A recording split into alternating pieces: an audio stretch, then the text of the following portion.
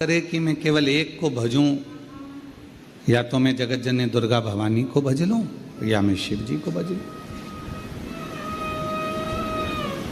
नहीं, शिव महापुराण की कथा कहती है कि अगर शंकर भगवान को भज रहे हो तो भी मेरी जगत जननी जगदम्बा आपको वर प्रदान कर रही है, और अगर आप जगत जननी दुर्गा भवानी को भज रहे हो तो भी मेरा शिव वर प्रदान कर रहा है।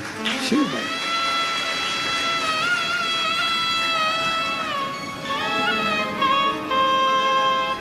कितनी बड़ी कृपा है। आए थे रुद्राक्ष लेने आप लोग,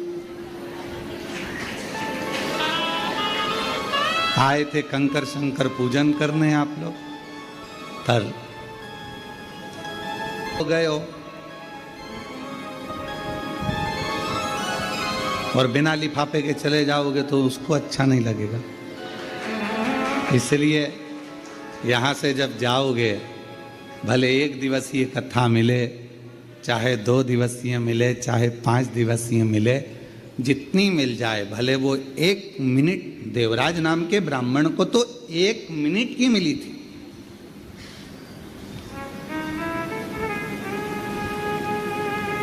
ज्यादा कथा तो मिली नहीं उसको, केवल 1 मिनट की कथा मिली, और 1 मिनट की कथा उसके हृदय में ऐसी समाई कि भगवान देवाधिदेव महादेव स्वयं उसको नंदी पर बिठाकर कैलाश धाम तक लेकर चले। कितनी मिल रही, भले थोड़ा सा शिव नाम मुख से निकल जाए।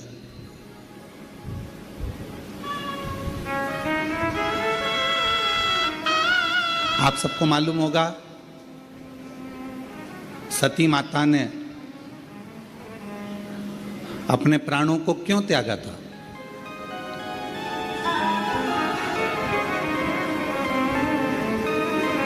क्योंकि पिताजी ने यज्ञ रचा और उस यज्ञ में भगवान शंकर का कोई स्थान नहीं रखा। यज्ञ की रचना करी और भगवान शिव के लिए कोई स्थान नहीं रखा। सती माता ने देखा कि यहां मेरे पिताजी शंकर भगवान को नहीं मान रहे, शिव को नहीं रिझा रहे, यहां मेरी माता है, पिता हैं, मेरे बहन हैं, मेरे भाई हैं, ये शिव की आराधना नहीं कर रहे, शंकर को स्थान नहीं दे रहे, तो फिर ये शरीर मेरे पिता का दिया हुआ है, और जहां शिव नाम नहीं है, शंकर नहीं है, तो वो शरीर रखकर करूंगी क्या?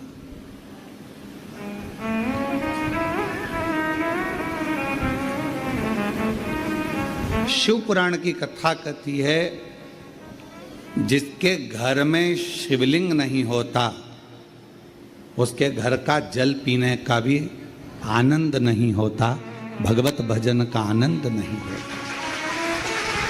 शिवलिंग नहीं है तो, शंकर भगवान का शिवलिंग अगर उसके घर में नहीं है तो समझें कि शिव तत्व उसके अंतर्गत।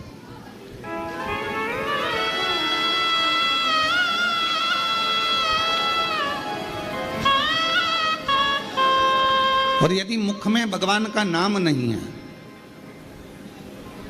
आपके कानों में भगवान शंकर का नाम नहीं है, आपके मुख में भगवान शंकर की अविरल भक्ति नहीं है, आपके मुख में भगवत नाम नहीं है, भगवान का भजन नहीं है, भगवत नाम का कीर्तन आपकी जिह्वा पर नहीं है, तो फिर मानव शरीर,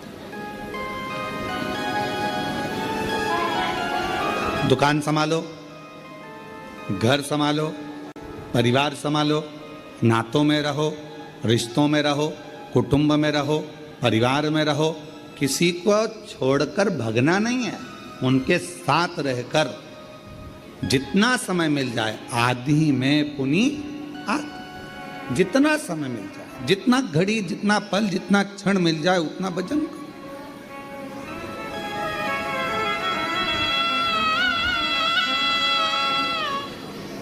और मैंने तेरे ही भरोसे बाबा, तेरे ही भरोसे हवा विच उड़ती जावांगी, बाबा डोर हथो छड़ी नाम कटी जावांगी, भोले मैं तेरी पत्नी हवा बिच उड़ती जावांगी, बाबा डोर हथो छड़ी नाम कटी जावांगी, भोले मैं तेरी पत्नी। शिव की उदारता से ये शरीर मिला।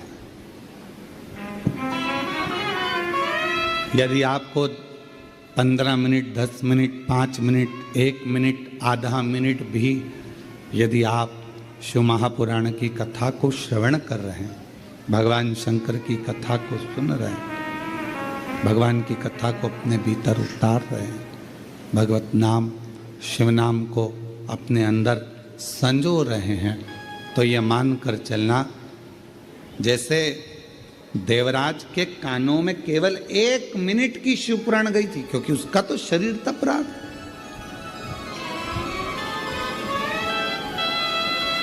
उसका तो शरीर कष्ट दे रहा था,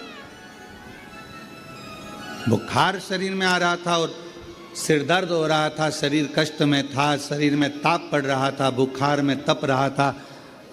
कुछ देर के लिए वो चोरी का धन लेकर पहुंचा था, बैठ गया था।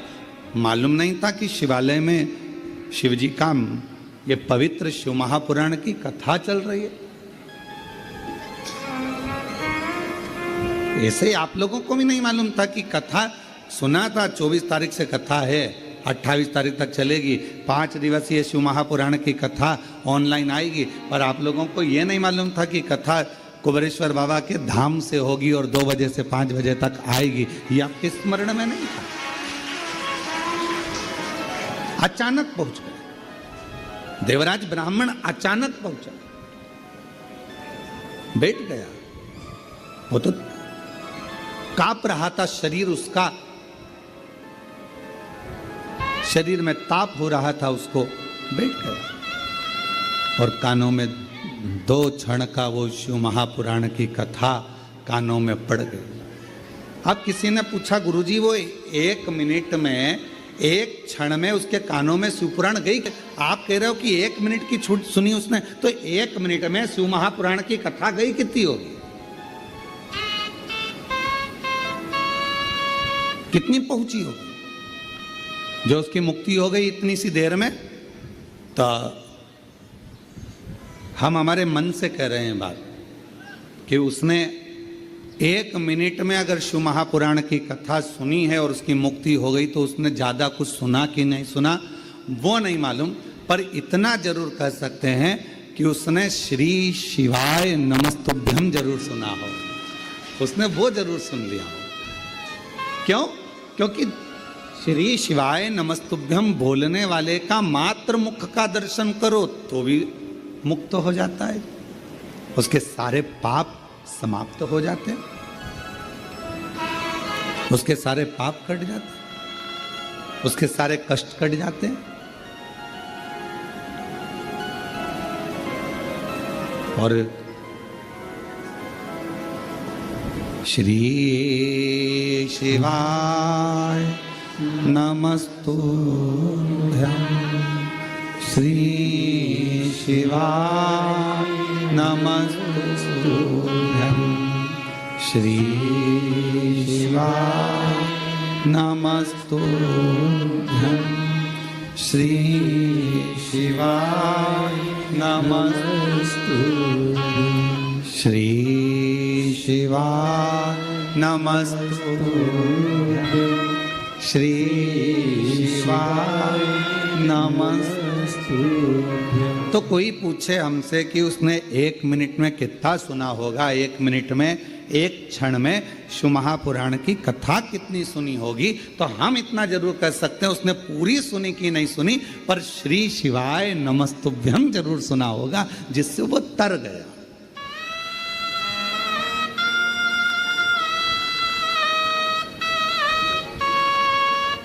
जैसे श्रीमद् भागवत किस किसने सुनी है? श्रीमद् भागवत सुनी है आप लोगों ने? श्रीमद् भागवत। अब श्रीमद् भागवत का पूरा 18,000 श्लोकों का 7,39,00,000 शब्दों का 335 अध्यायों का अगर कोई अध्ययन ना भी करे, स्मरण ना भी करे, पर ऊपर का ही नाम पढ़ ले, क्या? जम के बोलो, श्रीमद् भागवत। तो श्रीमद् भागवत के महत्तम में कहा गया कि केवल इतना सा शब्द अगर उसने पढ़ लिया श्रीमद् भागवत, तो समझ लो उस पर भगवान कृष्ण और राधा रानी की कृपा बरसना प्रारंभ हो जाती।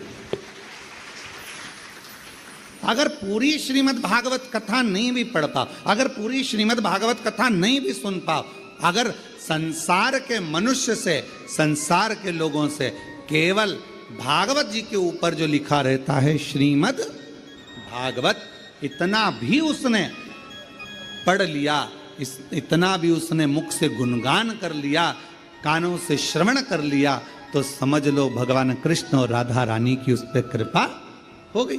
उसी तरह शिव महापुराण की कथा वर्णन करती है कि देवराज नाम का ब्राह्मण चोरी का धन लेकर शंकर जी के शिवालय में पहुंच गया। शरीर में ताप था, बहुत बुखार आ रहा था, कष्ट हो रहा था, मंदिर में जाकर बैठ गया, दुबक कर बैठा हुआ था, उसको नहीं मालूम था कथा चल रही है, और 1 मिनट की कथा उसके कानों में पड़ गई, और वो कथा सुनने के बाद शरीर कांप रहा था, बाहर निकला, बेलपत्र के वृक्ष की छांव में पहुंच गया, और वहां उसके प्राण छूट गए। शिव जी उसको लेने आ गए। क्या क्या गलत काम करा उसने, वो भी समझ लीजिए। घर में पत्नी थी, पर एक पराई स्त्री को देखकर उसका संग पकड़ लिया, वैश्यावृत्ति कर ली। जुआरी बना, जुआ खेला,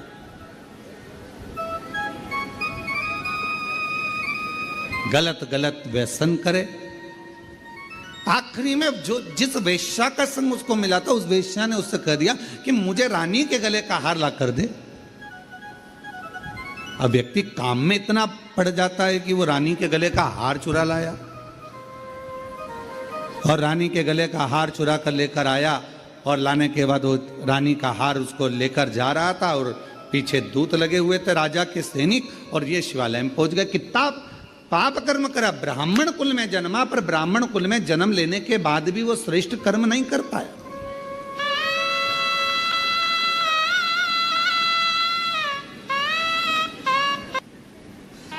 क्षत्रिय होकर, कोई कोई वैश्य होकर, कोई कोई शूद्र होकर, कोई कोई ब्राह्मण होकर, किसी भी वर्ण का है, किसी भी वर्ण, पर वो परमात्मा ये नहीं देखा कि वो ब्राह्मण है, क्षत्रिय है, वैश्य है कि शूद्र है। परमात्मा तो ये देखता है कि तेरे मुख से भगवत भजन कितना हुआ। परमात्मा ये देखता है तूने भूखे को कितना भोजन कराया, प्यासे को कितना पानी पिलाया, कितनी तूने शिक्षा किसी को दिलाई, कितनी औषधि दिलाई, कितना किसी के कष्ट को तूने दूर किया।